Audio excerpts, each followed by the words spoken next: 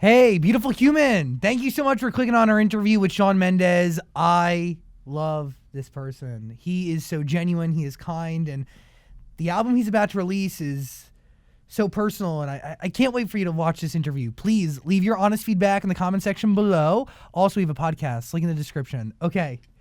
Enjoy it. Let's do this. Zach Show. Whoa, hey, how's it going? Hi. Hey, how are you? I'm Haley. How are you, Nice to Haley? meet Nice you. to meet you. Hi, how you doing, man? How you been? Shawn Mendes is hanging out in the studio. Hey, what's going on? Oh, Shawnee. Yo.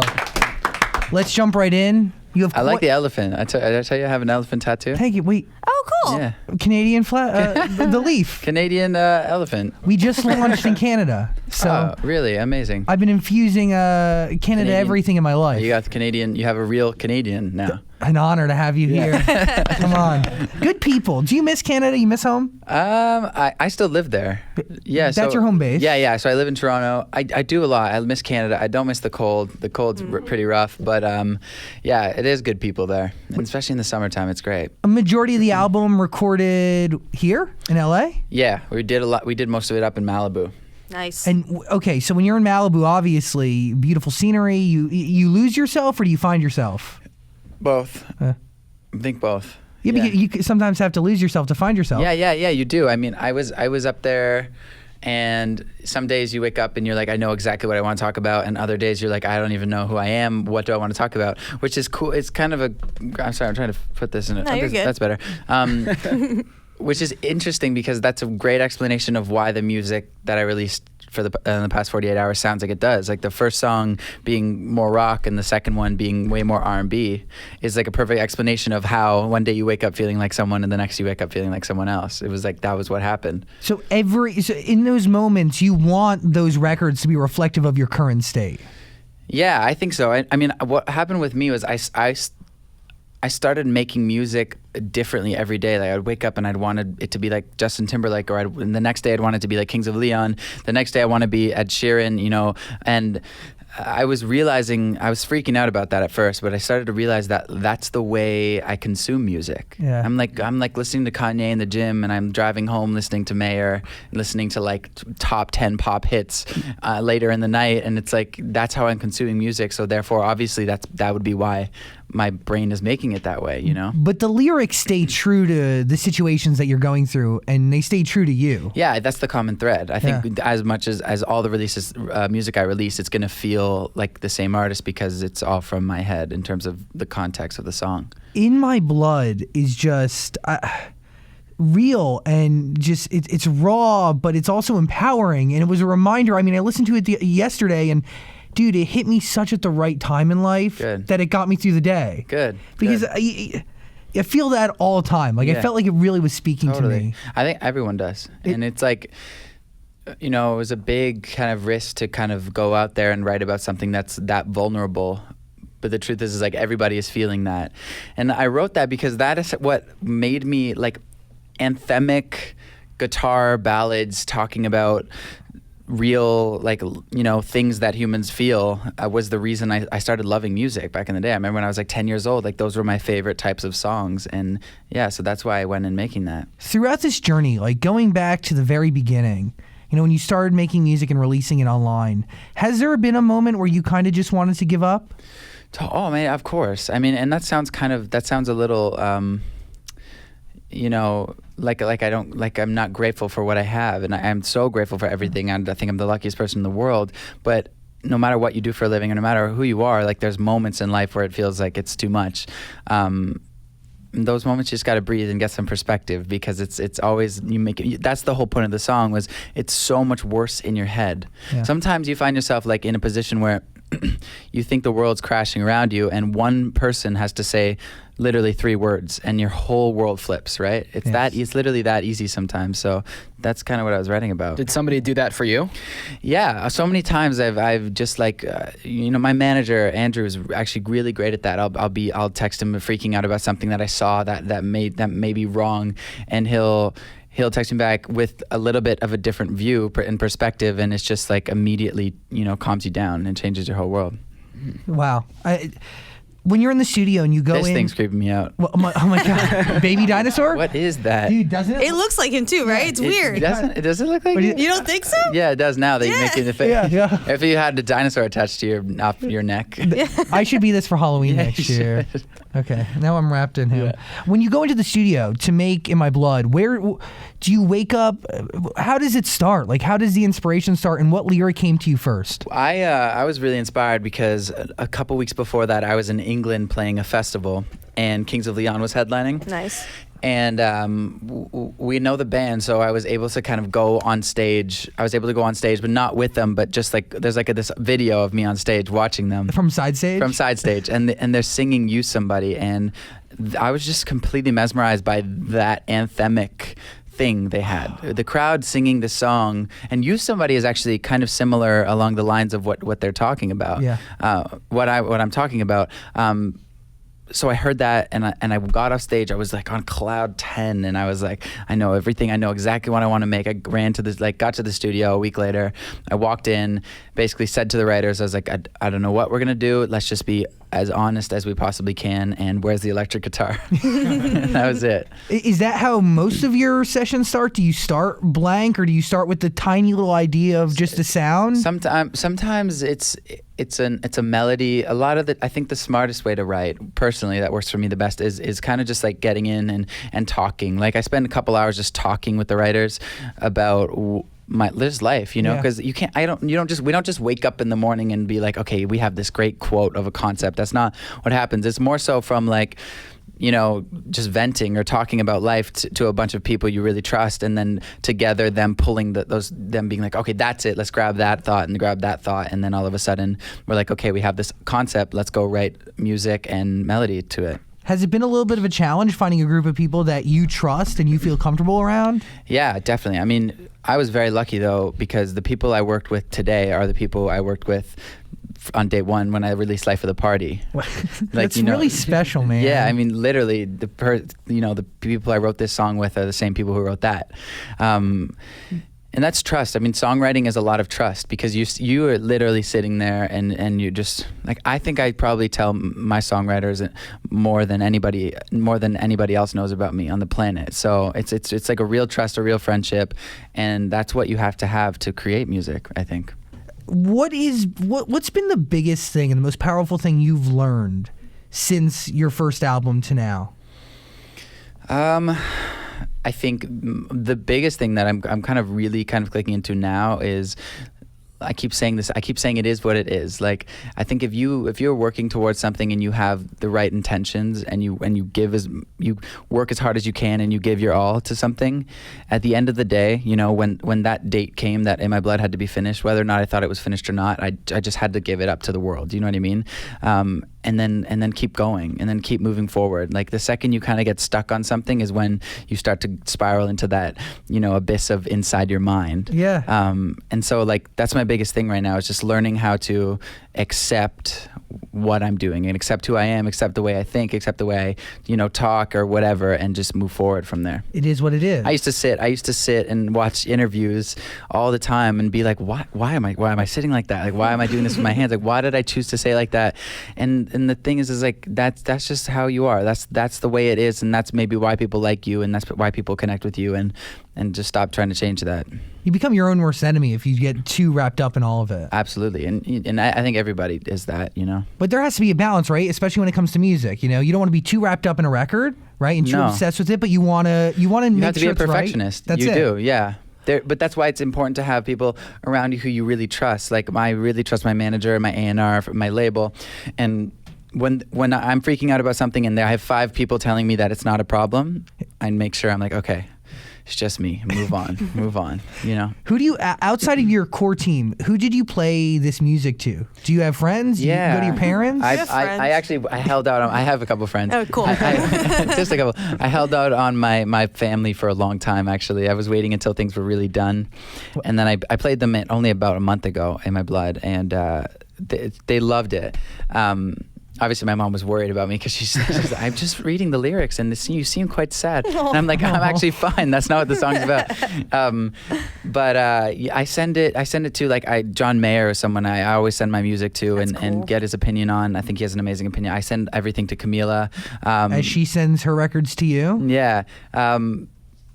And then a couple of my friends, and that's it. I kind of keep the circle tight. I have a few opinions that I really trust off the bat, and then once I get those, I think it's up to the world to decide how they feel about it. Lost in Japan, did you send that to John Mayer? I did, yeah. He was super pumped about that one, actually. Dude, the guitar on that song is pretty sick. It is awesome. I was like, I'm very, very proud. As a musician, I'm probably most proud of that song. Are you playing the instruments on that record? I was playing some of the instruments, but we actually had an incredible guitar player. His name's Nate. He came in, started playing chords, and that's where the whole thing got inspired from, was from him. So I owe it to him. Thank you, Nate.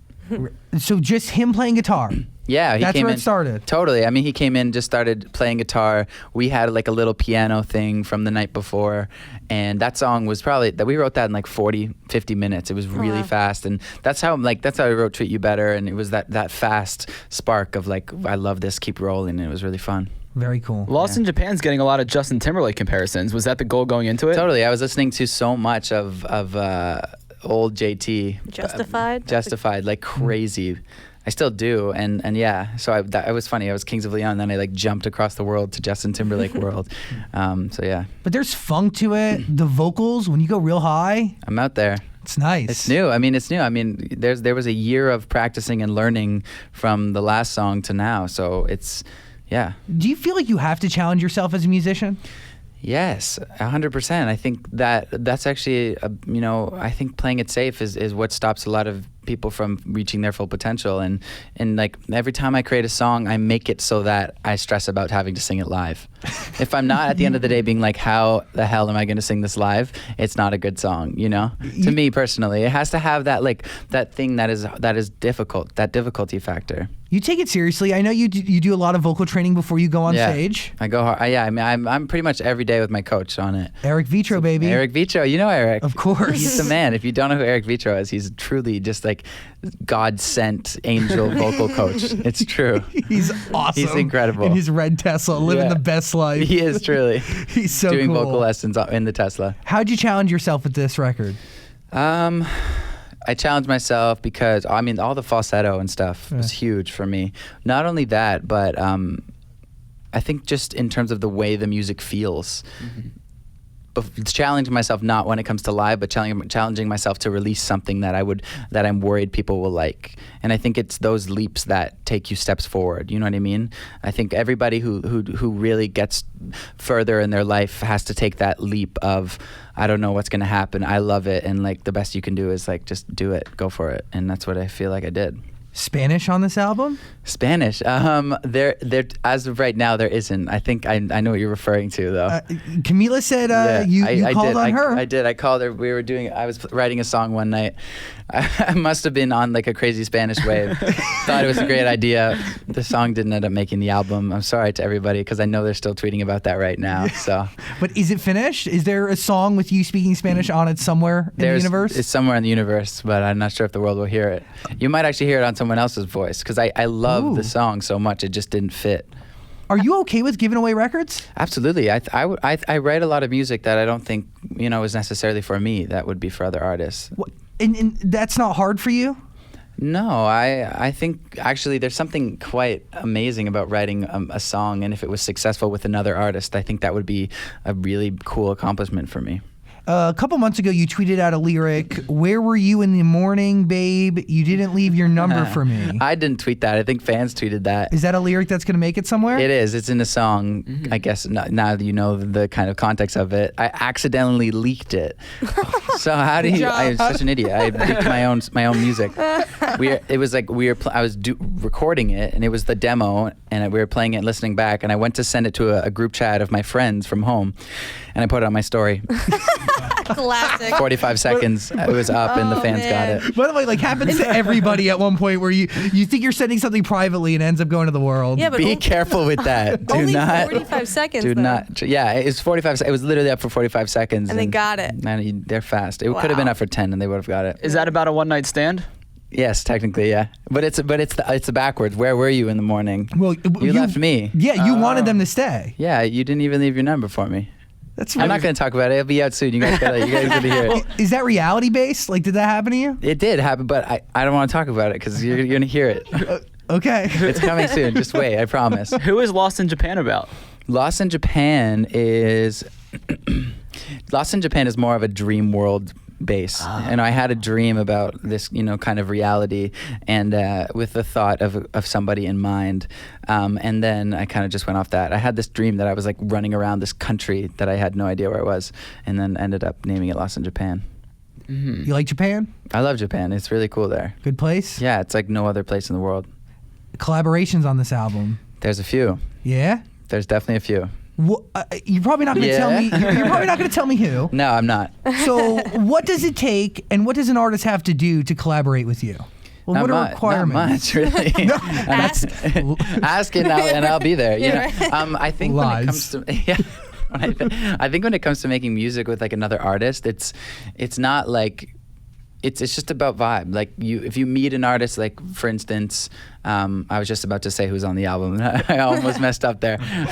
But yeah, it's about meeting that artist. And if you guys vibe together as a friend, it's usually, hey, what's up, man? What are you doing today? Oh, I'm in the studio. Cool. Can I stop by? It's not really about writing music. It's just about one day we got together and wrote this song. That was how the whole thing with Camila happened. It was backstage, and we were just vibing, and then the song happened. And I think that's when the best music comes. That makes it easier, right? Mm-hmm. You don't really need to get to know somebody, and you're not forcing a relationship. There's no pressure. That's it. Yeah. I saw you on Charlie's Instagram Live. Like a couple minutes ago? Yeah. Yeah. They were like, oh, he's running late. Oh, he's with Charlie Puth. Yeah. Cool. Yeah. Awesome. I feel like the two of you would make great music together. Yeah, I think we would. I think he's incredible. He when he commented about Lost in Japan, I was really, really happy because as a musician, he's like one of the best I know. Songwriters, truly incredible. So I really take his opinion to heart. He has a really scientific approach when he makes a record, He's right? a scientist. He has perfect pitch.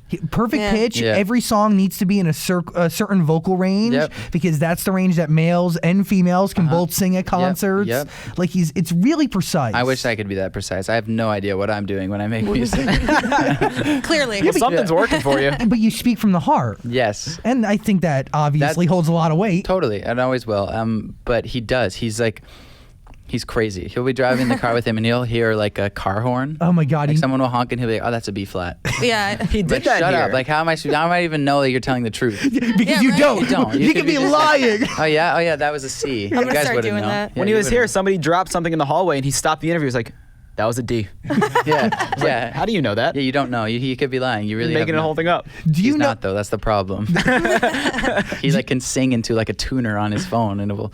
Yeah, it's bad. It's sick. And he keeps voice memos. That's how he documents his inspiration. Yeah, that's what I do too. I think most people do that at this point. I have like 800 Wow. like in my phone right now, and so Some that have inspired this album. most of them. Yeah, I mean, if you took my phone, you'd have the whole album. What's your biggest strength in the studio? My strengths. Yeah. I think my biggest strengths are self criticism, and that's my biggest weakness at the same time. But that's what pushes me to make things great, and I think also at the same time what drives me crazy in the studio. Do you know what I mean? I'll do 100 takes of the vocal part, and then I'll go through them all and realize I got it on the second one.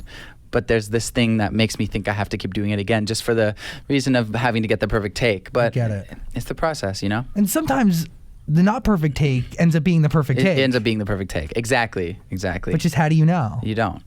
Yeah, that's like I recorded "Treat You Better" in a few takes, and the one on the record is the demo vocal, and that's how it is. All of my biggest songs are that they're the first vocal I recorded. Really? Yeah, "Holding Me Back" and "Treat You Better" and "Stitches" is just first try. Would you say this is the most personal body of work that you're about to release? By so much. My last album and last songs, I was talking about myself, but in more of a vague way, and I just was like keeping things more up in the air. But this album, I get really specific, and I realized about halfway through that if I'm not using the lyric that makes it obvious what I'm talking about, or who I'm talking about, or what I mean, then I'm cheating myself. Because as a listener, I would much prefer this version. And it's like, why would I ever change it because of selfish reasons? I think as a musician, it's kind of your thing to have to put it all out there. It's a part of the job. It's a part of the thing. Yeah. So what have you gone through in this past year that inspired this album? I mean, it's been a year of touring the world, and you know, like within the last year, I got to perform with Ed Sheeran and John Mayer, and like I was just met basically every single one of my idols, and went to so many concerts and experienced so many different types of music that I never thought I would before, and all these experiences like really kind of just changed my whole perspective. Yeah. What motivates this idea of wanting to be more personal? Is it maturity? Because, I mean, dude, since your last album to this, next body of work, you've lived a lot of life. Yeah. Since the beginning of your career to now. A lot. Like really crucial years. Huge, yeah. For anybody. Yeah. Why was now the time to be more personal? Is it? It is. I think it's a bit of maturity. Yeah, and it's also like I'm only going to be 19 once, and I want to document it, and I want to like look back and remember like how I was feeling when I made that music, and like I say, like if I don't. I'm just cheating myself. In 10 years, I'm going to wish that when I was 19, I was a little bit more personal, so I could have understood it a little better, And I don't mean to, I'm not saying you weren't all in before, but I think now you have a new meaning of all in. Mm-hmm. You know what I mean? Like you understand the responsibility of what it means to be a genuine artist. I agree. I do. And this is my life, for the past 4 years. This is all I've done, all I've thought about. That's the only way I want it to be. It is literally what you make it, and if you don't make it how you want it, then you're gonna just regret it. I get goosebumps having this conversation because making the internal decision to give your all to something and be 100% transparent and genuine. That is a scary decision. I made it here on the radio show. Terrifying. It's hard. Very hard. You question it every day. That is the kind of thing that it is to be human, though, and that's why people listen to you, and that's why people listen to my music and so many artists' music, and that's why, it's funny when you imagine people listening to music, you kind of imagine them in like a big group at a party or something, and the truth is 90% of the time it's somebody on the train with their headphones in. It's so personal and intimate. It's so personal. It's the most personal thing in the world. It's this too. Yeah. People have headphones on by themselves. You know what I mean? They're not in a party in a room like of 50 people are like, hey, listen to what he just said. You know what I mean? You're it's like building a one-on-one relationship. It's a relationship, and like so. Imagine the way you would speak to somebody one-on-one. It's the same thing. And there's responsibility with that. Huge, yeah. It's being open and not like being black and white with everybody. So, I cannot wait for the new album to come out. I know the details are secretive. Very. Are all the songs different sounds? Because you have a rock one now, you have an R&B one. What's the rest? They vary. I mean, everything is cohesive in a way, but I definitely stretch. I stretch, and there's like some cool like 50s rock type feel. Things get like Daniel Caesar, like a little bit more like slow R&B type feeling. Okay. And then there's pop. There's like pop records and stuff that I love to write. So how do you define pop? Is there a definition of it? No, there wouldn't. There is no definition of pop.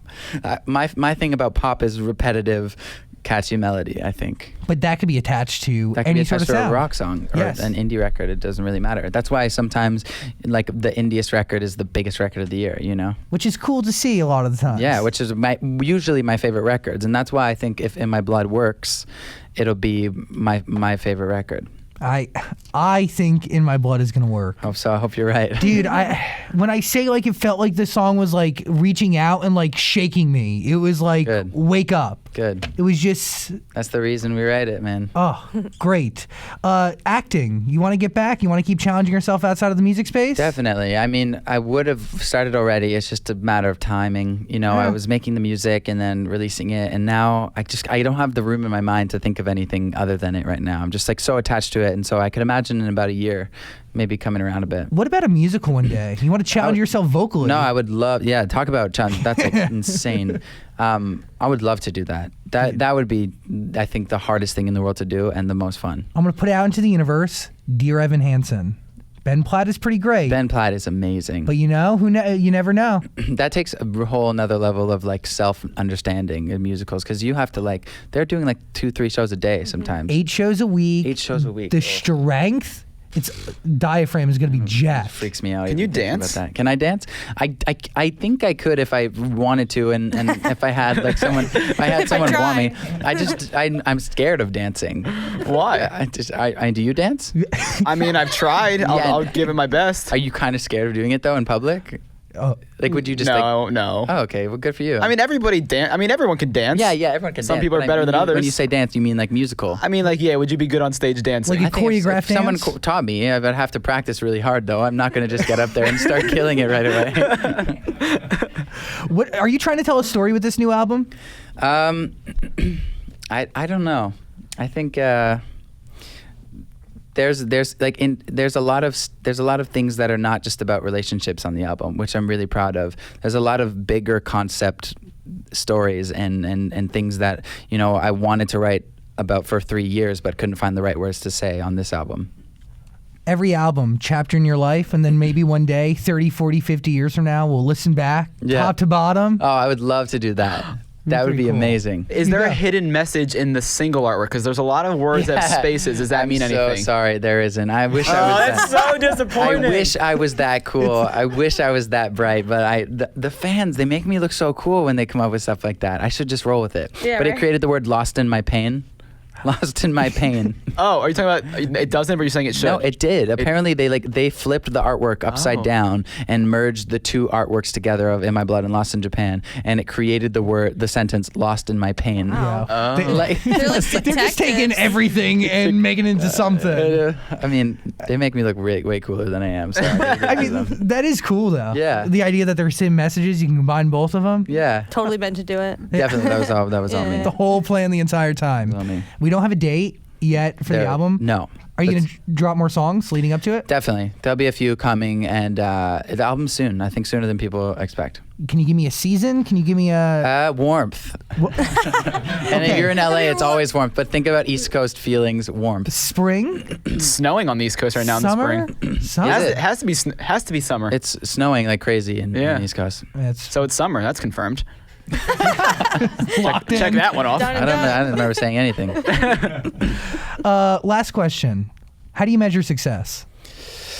That's a very hard question. I don't know, and I don't think I'll ever know, because I don't think anyone ever reaches the amount of success they dream to, and I think that's the whole point. Really? Yeah.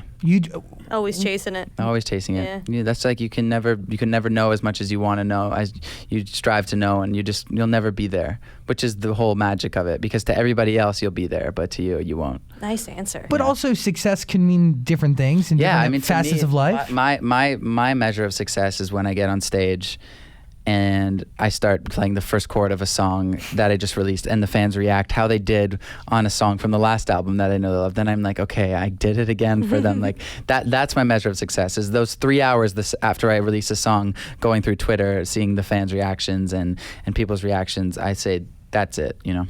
How would you describe that feeling on stage and hearing all those people, being in Rio? I wish everyone could feel it. That's the craziest video of all time. It's unreal. If there's one thing I wish everybody could feel at the same time, it's a feeling of standing on stage and having 120,000 people sing your song back to you. It's really insane. You're shaping culture, man. I hope so. Do you ever look back at those Vine days and be like, wow, I was on Vine once. That's 6 seconds. Dude, I looked back at my days when I was not even on Vine. I was playing Xbox for 10 hours a day. So now all that energy going into something else. Yeah, it has to, and it eventually does. I think for everybody, you know. And I was lucky enough to find something at a younger age, but some people find what they love and they're so successful at it at 40, 50. So yeah.